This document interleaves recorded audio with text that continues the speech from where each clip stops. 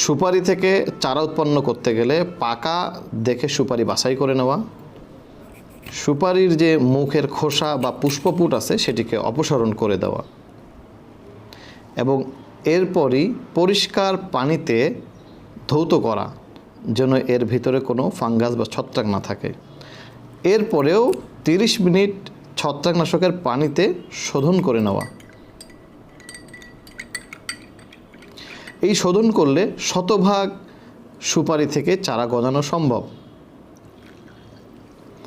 এবং এর পরপরই সালার চটের বস্তার ভিতর সুপারিটিকে দিয়ে 30 থেকে 40 ঘন্টা পানির ভিতরে ডুবিয়ে রাখা।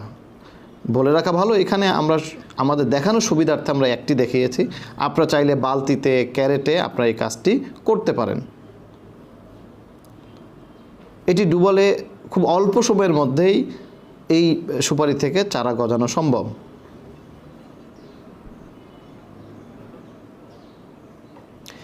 এরপরে যেটি করা সেটি হলো সালার চটের ভিতরে আমরা 15 থেকে 20 দিন এভাবে জাগ দিব।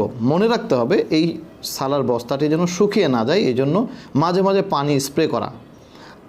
আপনারা চাইলে ক্যারেটের ভিতরে জাগ দিতে পারেন, এটা আপনাদের বিষয়, করতে পারেন। 20 দিন পরেই দেখা যাবে এটি অঙ্কুরোদ্গমের হয়ে গেছে, অর্থাৎ এটি মুখটা ফেটে গেছে এবং নতুন করে জার্মিনেশন শুরু হয়ে গেছে।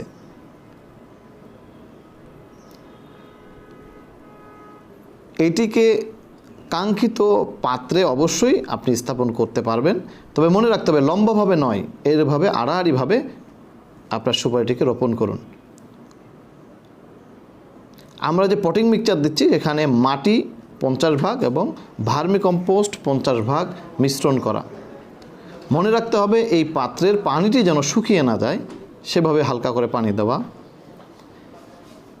আপনারা নিশ্চয়ই ট্রানজেকশনগুলো দেখতেছেন যে 5 দিন, 9 দিন, 12 দিন এবং 15 দিনের মধ্যেই গাছ কিন্তু বড় হয়ে যায়। অর্থাৎ সর্বসাকুল্যে আপনার 40 থেকে 45 দিনের মধ্যেই আপনি আপনার কাঙ্ক্ষিত গাছ তৈরি করতে পারবেন।